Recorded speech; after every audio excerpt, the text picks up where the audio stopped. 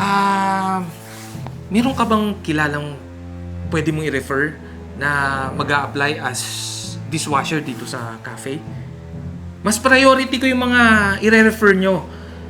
Mas unahin kong interviewin para at least kilala nyo na rin yung magiging bagong staff. Kamusta dun sa pinagtatrabahuhan mo? Ano, may bakante ba? Pwede ba ako doon?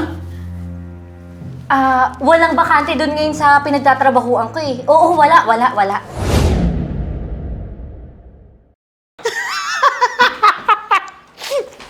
Grabe naman to!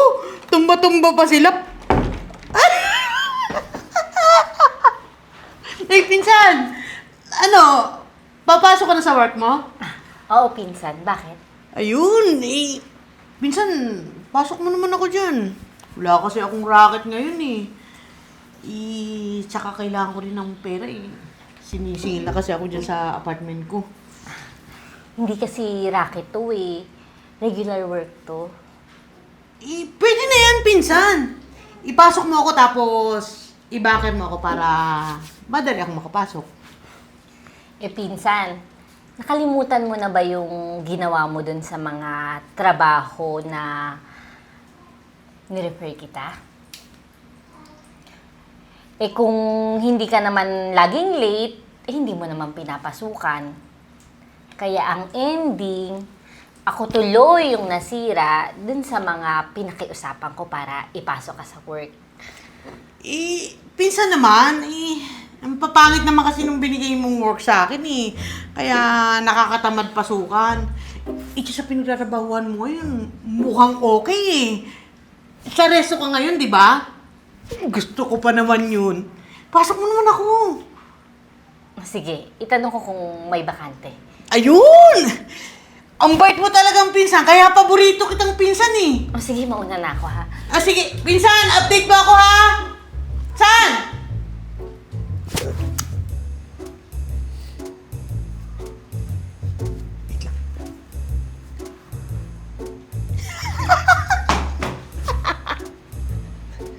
Para mga siraulo. Hey!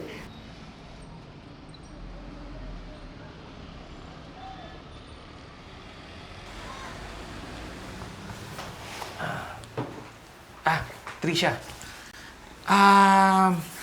Meron ka bang kilalang pwede mong i-refer na mag-a-apply as dishwasher dito sa cafe?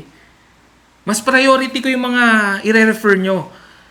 Mas unahin kong interviewin para at least kilala nyo na rin yung magiging bagong staff.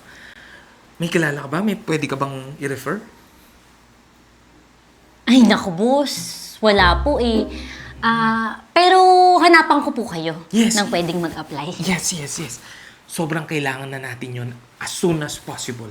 Okay? Sige sir, sabihan ko po kayo. Okay, salamat. Pauna na ako.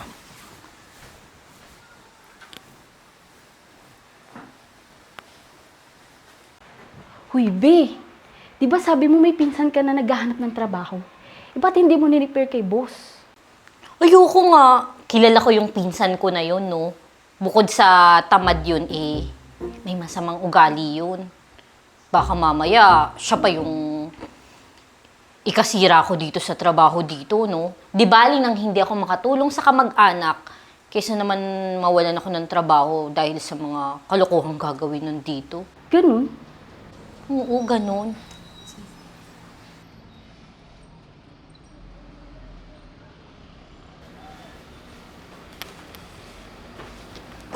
Uy, pinsan! Ay, wait lang, mamaya ka na pumasok dyan. Wait lang. Kamusta dun sa pinagtatrabahuhan mo? Ano, may bakante ba? Pwede ba ako doon? Walang bakante doon ngayon sa pinagtatrabahuan ko eh. Oo, wala. Sige ha, una na ako. Grabe yung pagod ko ngayon eh. Ang sakit nga ng katawan ko. Grabe, nakakapagod sa trabaho. Daming tao.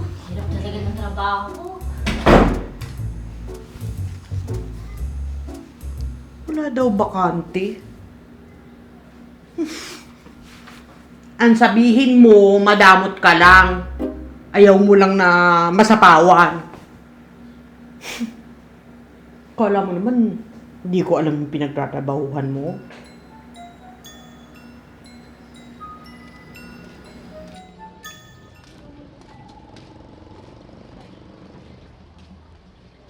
So, kamag-anak mo pala talaga si Trisha. Oo, sir. Actually, sir, close na close kami yan eh. Tapos magka-birthday kami, magka-edad. Kaya close talaga kami yan. I see. Ito nga nandito sa mga... Oh, Trisha. Trisha, I want you to know na hired na tong pinsan mo. Nirefer mo pala sa kanya na mag-apply dito. At sakto naman, naghahanap tayo ng dishwasher as soon as possible, di ba? Ni-repair ko ho? Oo, pinsan. Ni-repair mo ako dito, di ba? Sabi mo nga, mag-apply ako agad eh, di ba? Di ba? By the way, bukas na siya magsisimula. Ikaw na ang mag-orient sa kanya ng mga gagawin niya sa kitchen, okay? Okay, sir. Sir, thank you so much po ha. Mauna na po ako. Okay, sige. Congratulations.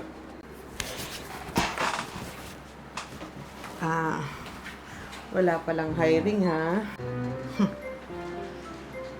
Trabaho lang, pinagdadamot mo pa sa akin. Akala mo na ang ganda-ganda ng trabaho dito. Eh, dishwasher lang naman. Tandaan ko tong ginawa mo to sa akin. Sir, sige, sige po. Sige, sige. Sorry. Sorry.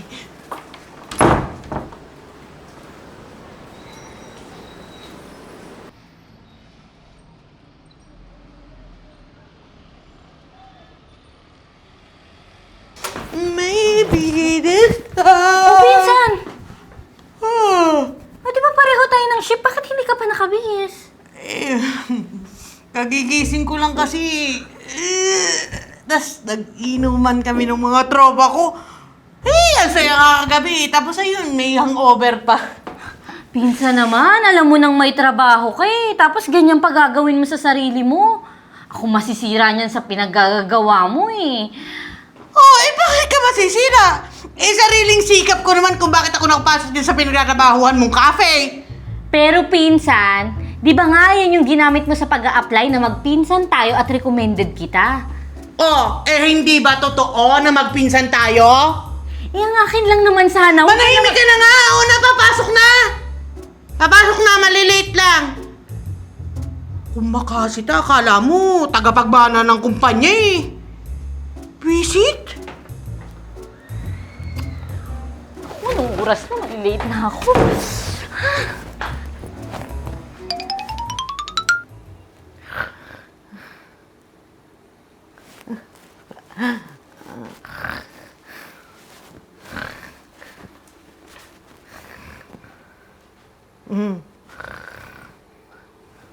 Oy.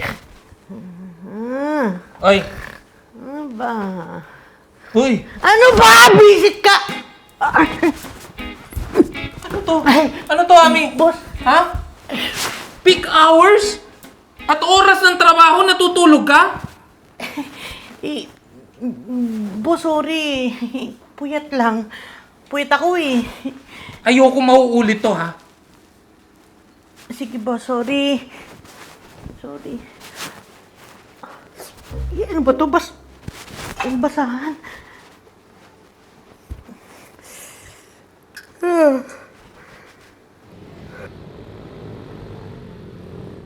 Pagsabihan mo yung pinsan mo, Trisha. Malapit ko na siyang tanggalin sa trabaho niya.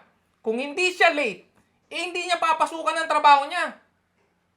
Tapos mahuhuli ko pa siyang natutulog sa oras ng trabaho. Sir, ako na ho yung humihingi ng pasensya po sa nagawa po ng pinsan ko. Sorry po, sir. Sa'yo magre-reflect to, Trisha. Dahil referral mo, yung pinsan mo na yan. Aba, baka pati trabaho mo maapektuhan dito. Baka pati ikaw mawalan ka ng trabaho dahil sa kanya. Huwag naman po sana, boss.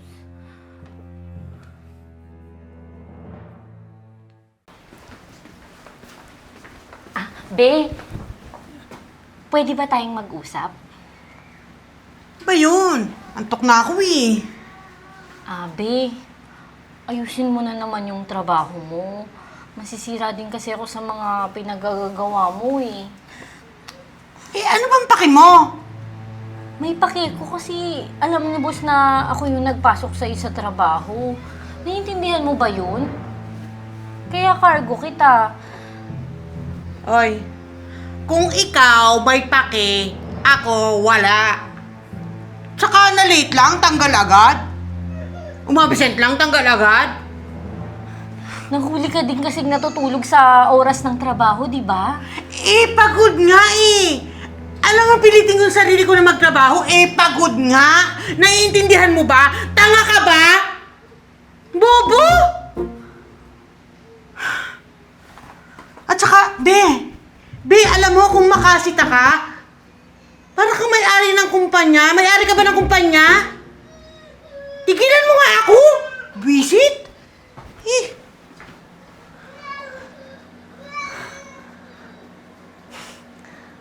Ay, buisit, may araw ka din.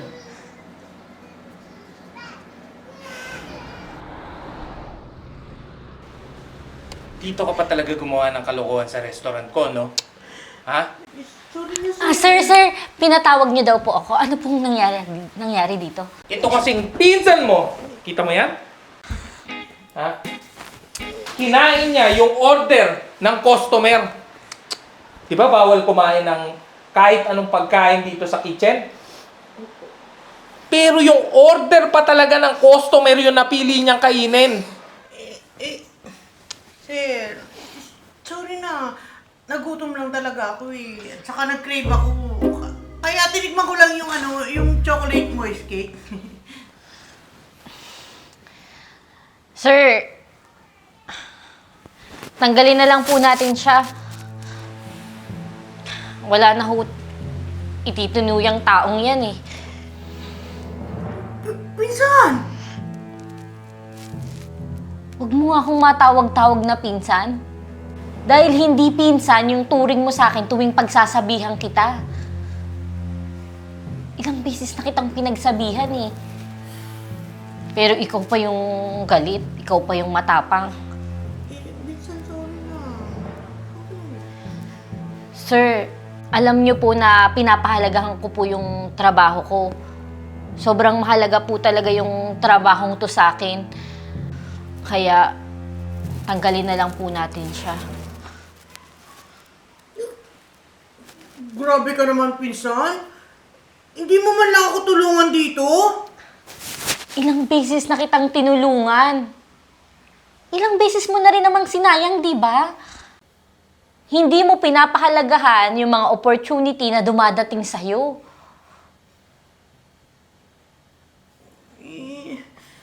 Pinsan, sorry na. Huwag ka na Promise. mag-sorry. Okay na. Huwag ka na mag-sorry. Dahil tanggal ka na sa trabaho mo. Umalis ka na. Makakalis ka na. Boss, basta mo. Umalis ka na. Si Trisha lang ang tanging matitira dito sa restaurant ko. Dahil si Trisha, alam mo ba? Pinapahalagahan niya ang trabaho niya. Makakalis ka na.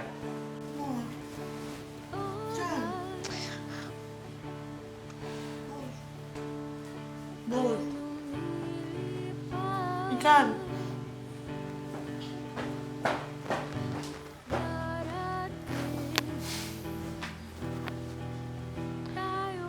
Salamat po, sir.